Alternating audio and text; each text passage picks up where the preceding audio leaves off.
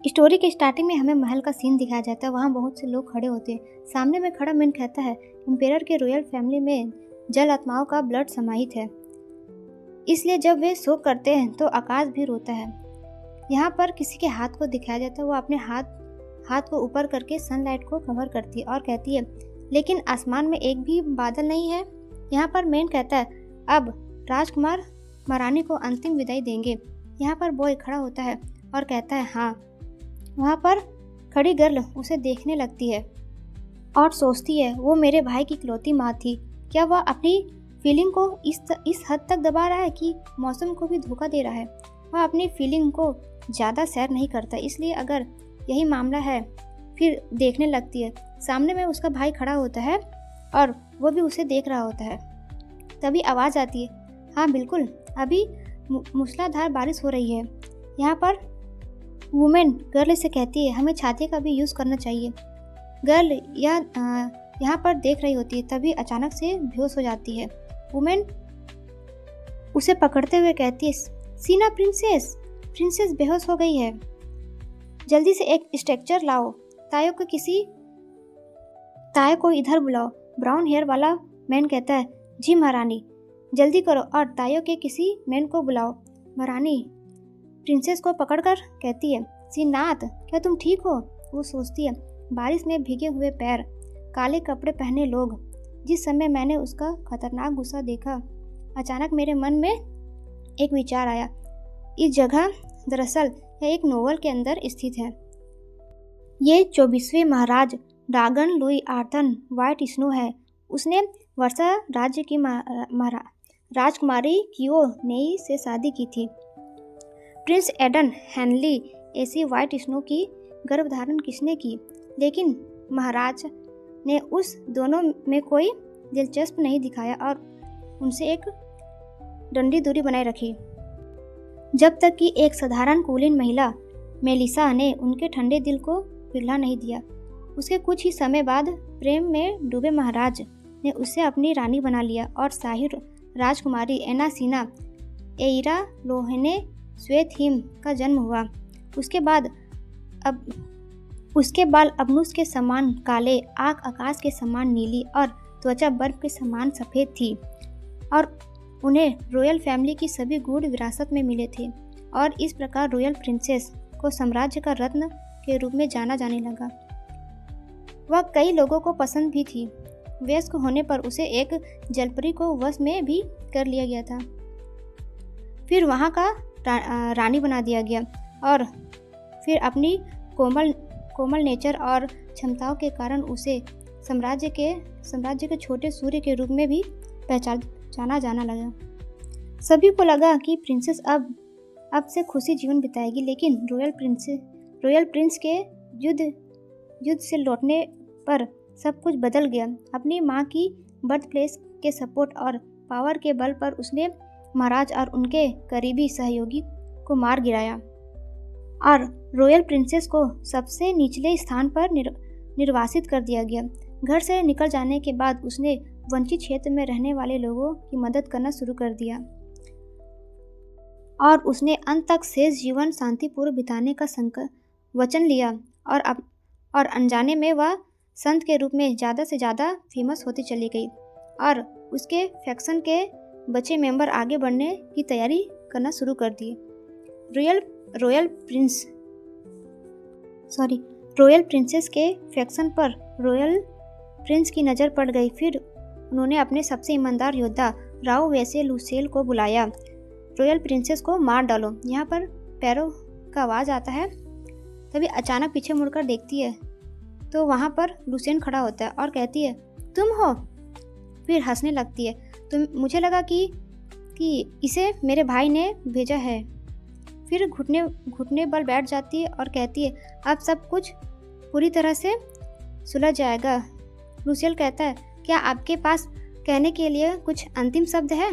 वो मन में सोचती है, मेरे अंतिम शब्द क्या मेरे भाई तक पहुंच पाएगी?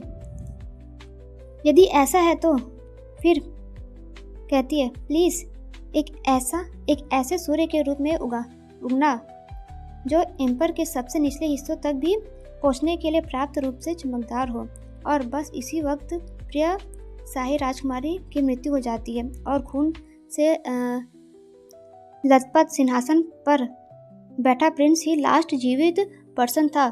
प्रिंस ने पावरफुल एम्पेरर के सिंहासन पर अधिकार कर लिया था, जिसकी उसे लंबे समय से चाह थी। वह जल्दी ही डिससेटिस्फाई हो गया। एक दिन ऐसा आया जब वो केवल इसलिए जीवित था क्योंकि वह मर नहीं सकता। उसका उदार दिखाया जिससे उसकी जिंदगी बदल दी और इसी के साथ शो खत्म हो गया। स्नो वाइट की स्टोरी की नायिका शाही राजकुमारी नहीं थी। मैं स्नो वाइट नहीं थी। प्रिंसेस यहाँ पर जाग जाती है। मैड उसे देखकर कहती है, प्रिंसेस क्या आप ठीक हैं? प्रिंसेस कहती है, आखिर हुआ क्या?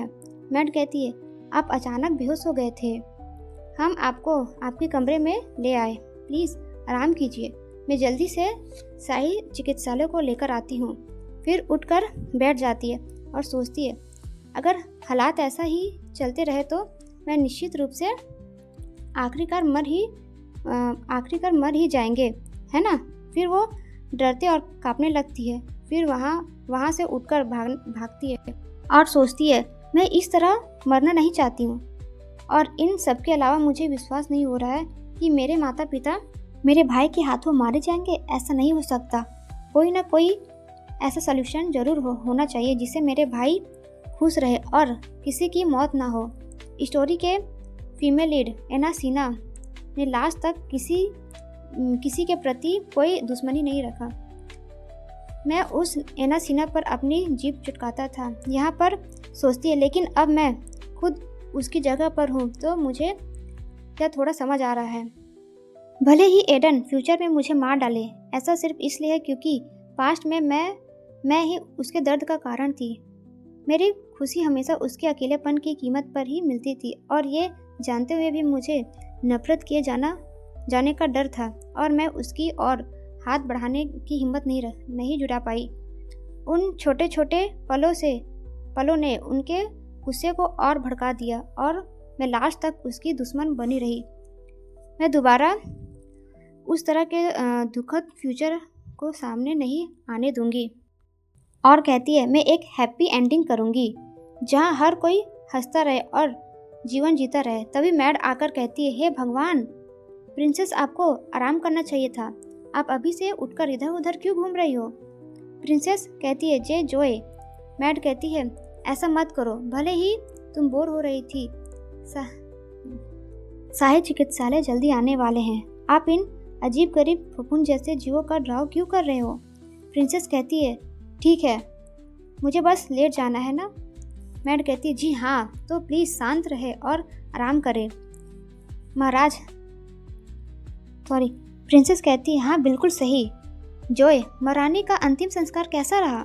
मैड कहती है, महाराज आपके बेहोश होते ही सब कुछ तुरंत समाप्त कर दिए। प्रिंसेस कहती है, ये क्या? इसके बाद कई रीति रिवाज होने चाहिए था, तो फिर ऐसा क्यों हुआ? मैड कहती है, स्वयं महाराज ने ये शाही आदेश जारी किए थे। क्या स्वर्गवासी महारानी एम्पर की अनमोल प्रिंसेस से अधिक इम्पोर्टेंट है? प्रिंसेस कहती है, क्या मेरे पिता राजा ने ऐसा किया था? मैड कहती है, जी हाँ, इसलिए बिल्कुल भी टेंशन ना ले और शांत रहे। यहाँ पर प्रिंसेस अचानक से गिर जाती और सोचती है, मैं तो गई काम से। हालात पहले से ही बिगड़ने लगी है। मैड कहती है, हे भगवान, महाराज, क्या मैं यहाँ पर प्रिंसेस यहाँ पर बहुत डरी होती और सोचती है, क्या मैं सचमुच नोवेल में मेरे मरने से पहले ही मैं मरने वाली हूँ? ये वीडियो अच्छी लगी हो तो नेक्स्ट पार्ट के लिए कमेंट करें।